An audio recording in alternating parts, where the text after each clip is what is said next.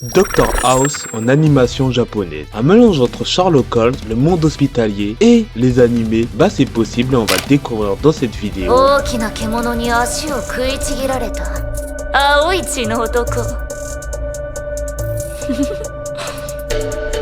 れは面白い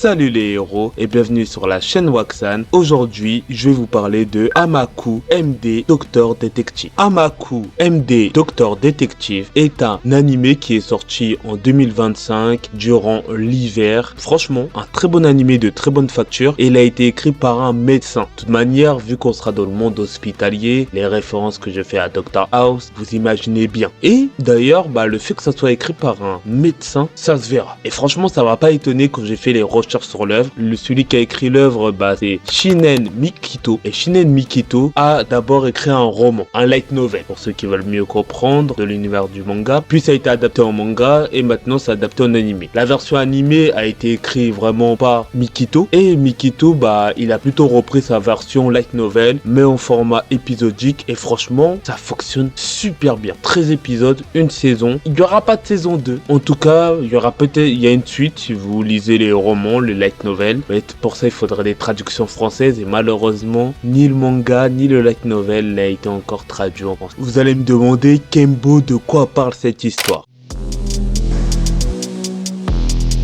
Genre, tu préfères que je t'appelle Kylian?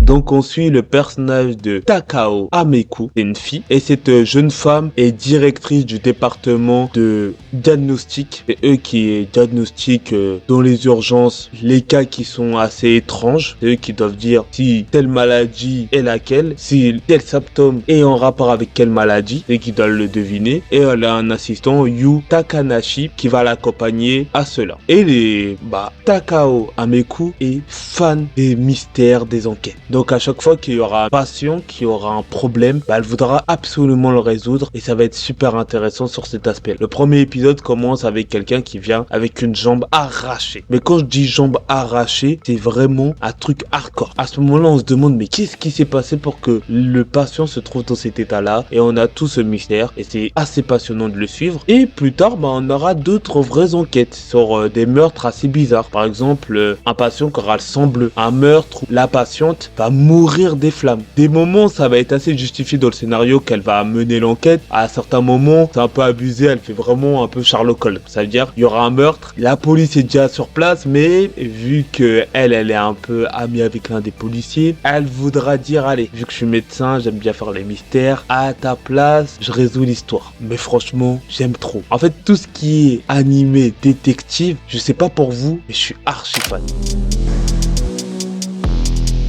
Genre, tu préfères que je t'appelle Kylian? Oui, parce que là, on va parler de la première thématique, c'est le côté détective. C'est ce qui est frappant avec l'œuvre, c'est qu'on a affaire à un personnage de Takao qui est une docteur Ameku. C'est une génie, un personnage intelligent, fort, un peu comme Light Yagami par exemple, ou je pense surtout au carnet de l'apothicaire, où la personnage principale Mao Mao a des facultés intellectuelles incroyables et résout des mystères. Et là aussi, on retrouve cet aspect-là. Mais ce qui est cool et qui me rappelle surtout les anciennes séries de détectives que je regardais à l'ancienne, NCIS et tout, c'est que tu vois, quand la personne elle réussit à avoir l'imagination, à résoudre l'histoire, on a une petite musique archi fun, on a une bonne, une excellente OST, elle fait les signes de la main et on voit son cerveau, que ça culmine, c'est super intuitif et tu comprends qu'à ce moment-là, elle a résolu l'histoire et que c'est une masterclass.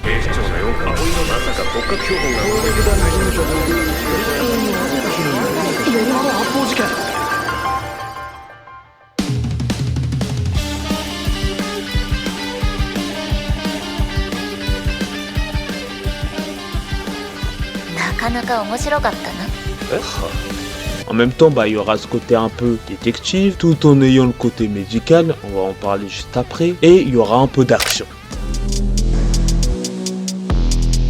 Genre, tu préfères que je t'appelle Kylian?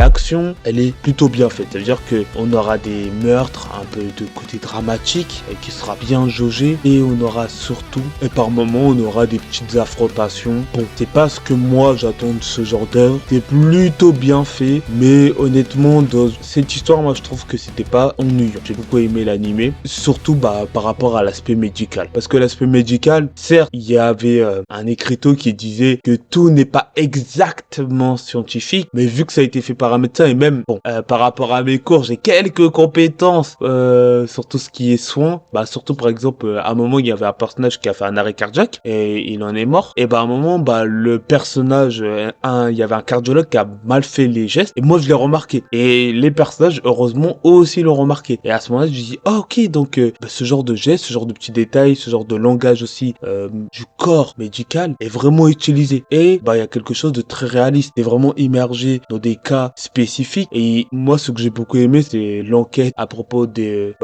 combustions, c'est-à-dire des gens qui brûlent comme ça de l'intérieur. D'eux-mêmes, ils brûlent tout seuls. Et qui avaient des cas réels. C'est que je trouvais ça fort, c'est qu'à un moment, elle parle de cas. Donc moi, j'ai tapé le nom sur Internet et j'ai vu que c'était un vrai cas avéré, qu'il y avait une combustion qui s'est faite et on ne sait pas comment la personne a brûlé de l'intérieur. Eux, l'animé vont nous donner des explications et que c'est pas des explications fanfaronnantes. C'est vraiment des explications, on pourrait dire scientifiques. Même si, bon, vous savez, on est dans un animé, dans quelque chose de fictif, donc faut bien le romancer et donc ce genre de choses, souvent ça va être des cas très très rares, des cas qui sont pas forcément courants. Vous inquiétez pas, vous allez pas vous enflammer comme ça d'un coup. Socialement, moi j'ai trouvé intéressant que le personnage qu'on suit, ce soit une femme, une jeune femme, elle est petite, elle est jeune, elle est impulsive, elle a un comportement assez attachant.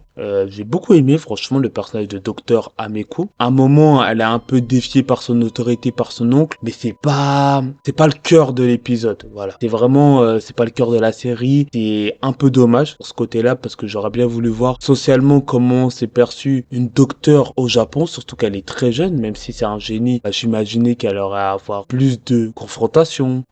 Elle en a quelques-uns, mais c'est vraiment pas suffisant pour qu'on puisse juger socialement l'œuvre, comment elle critique la société japonaise dessus. La relation qu'elle a avec son assistant, pas une relation amoureuse, hein. Même s'il y a des moments, il y a des blagues en mode est-ce qu'ils ont une relation amoureuse ou pas, mais pas du tout. J'ai trouvé ça plutôt intéressant, le fait qu'il n'y ait pas de romance entre les deux, heureusement. Je sais pas pourquoi, mais bizarrement, moi je trouvais qu'ils matchaient pas, mais après c'est un avis personnel, et je trouvais que sinon ça allait faire perdre un peu l'animé. Sinon, je trouve que l'animé aborde des thèmes plutôt intéressants sur les rapports familiaux, sur la jalousie qu'on peut avoir dans les familles, quelqu'un qui fait partie des gangs. Bon, il n'y a pas de critique en soi de la société japonaise, c'est dommage que ça va pas jusqu'au bout et que ça va pas jusqu'à quelque chose de beaucoup plus méta, mais derrière c'est intéressant de voir les rapports sociaux rapides et psychologiques qu'ils ont les gens au sein de leur famille, au sein de leur groupe d'amis. Ça vole pas très haut, c'est ça qui est dommage. Pourtant, les mystères sont exceptionnels. Il y a la tension, c'est pas vraiment qui est le coupable. Et vu que c'est tout un champ médical et tout un champ scientifique, c'est assez compliqué de deviner ce qui va se passer. Bon, maintenant je vais vous parler un peu de Laurent Base, de l'adaptation animée. Genre, tu préfères que je t'appelle Kylian? Quand je parle d'adaptation animée, c'est vraiment comment j'ai apprécié déjà les graphismes, déjà l'animation. Archi beau. J'aime trop le chara design. Je sais pas comment, mais de toute manière, vous l'avez vu durant toute la vidéo, mais les images, c'est trop beau. Et c'est pas la même animation que tous les autres animés. J'aurais utilisé une animation à la fois hyper réaliste en fait. J'ai l'impression des fois que c'est comme du verre. Les personnages, ils sont vraiment, leur peau elle est lisse, c'est clair, c'est incroyable. J'ai trouvé ça archi beau. L'opening, il est chanté par Aimé. Je sais pas si ça se prononce comme ça, mais c'est une chanteuse très connue au Japon. Et l'opening de Fou Furieux, franchement, j'ai archi kiffé l'opening. C'est l'un des meilleurs openings de cette année. J'ai énormément apprécié vraiment l'opening, les OST pendant les épisodes, ça va. C'est pas mal, mais sans vous mentir, ça m'a pas scotché. Mais franchement, l'adaptation animée est vraiment propre. C'est-à-dire que les séances de combat d'animation sont pas mal parce qu'il y en a très peu, mais qualitatifs. Et ce qu'ils ont fait au niveau du suspense, le moment où elle sait qui est le coupable, l'animation quand ça rentre dans son cerveau et tout, c'est génial. Le suspense à la fin quand il nous tire tease le futur crime, les futurs mystères, c'est cool. Et comment les cliffhangers, fin d'épisode, génial, vraiment génial. L'écriture en soi, de la série, c'est propre, c'est qualitatif. Moi je vous ai dit, hein, c'est dommage que ça va pas au-delà du côté social. Le lore est assez intéressant et il est pas mal utilisé. J'avais parlé de l'histoire de la combustion, il y a aussi une histoire qui m'a particulièrement touché, c'est l'histoire d'un enfant.